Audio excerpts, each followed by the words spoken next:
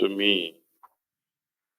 consciousness simply defined is as చైతన్యాన్ని సరళంగా నిర్వచించాలంటే నాకు ఏమనిపిస్తుందంటే, అవగాహన స్థాయి, గ్రహింపు లేదా తెలుసుకోవడంలోని స్థాయి.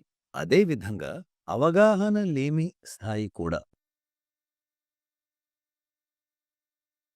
సరళంగా చెప్పాలంటే చైతన్యం అంటే అవగాహన లేదా ఎరుక.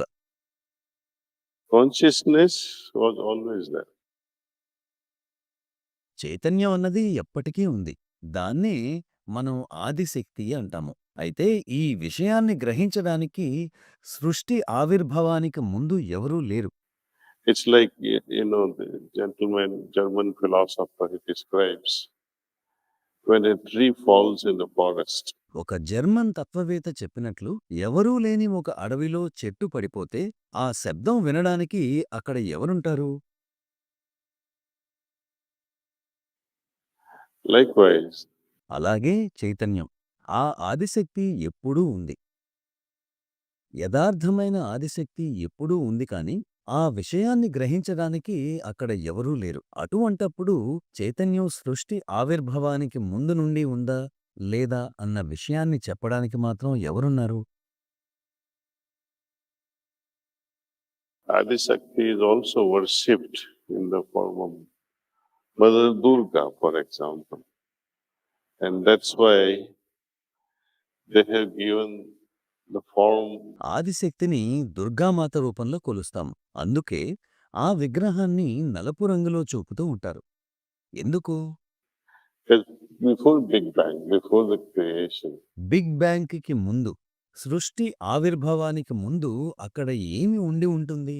సృష్టి ఆవిర్భావానికి ముందు నక్షత్రాలు లేవు, పాలపుంతలు లేవు, కాంతి లేదు. so there was infinite. అక్కడ ఉన్నది అనంతమైన అంధకారంలో అంధకారం. లాలాజీ కూడా అంధకారం ముసుగులో అంధకారం అని అభివర్ణించారు. బిగ్ బ్యాంగ్ అనంతరం ఇవన్నీ సంభవించాయి. ఉదాహరణకు కాంతి కూడా ఒక పరిమితమైన అంశం. ఈ కాంతి ఎంత దూరం ప్రయాణం చేయగలదు? సూర్యకాంతి కూడా అంతే. ఎంతో దూరం ప్రయాణం చేసే కొద్దీ అది క్రమంగా క్షీణిస్తుంది. శూన్యత్వం అంటే అంధకారం తప్ప మరేదీ కాదు. పరిపూర్ణ అంధకారం. ఈ సృష్టికి సంభావ్యత ఆ ఆదిశక్తి ఒక్కటే. సృష్టి జరిగేందుకు బీజరూపంలో ఉన్న సామర్థ్యం. విజ్ఞాన శాస్త్రంలో దీన్నే మనం నేడు ఏకత్వం, సింగులారిటీ అంటూ ఉంటాము. ప్రతిదీ ఏకబీజ రూపంలో ముడుచుకుని ఉండి, అది ఎప్పుడైతే అస్థిరపరచబడిందో ఈ విశాల విశ్వం సృష్టి చేయబడింది. ఈ శూన్యత్వం అనేది ఇంకా ఉందా? అవును.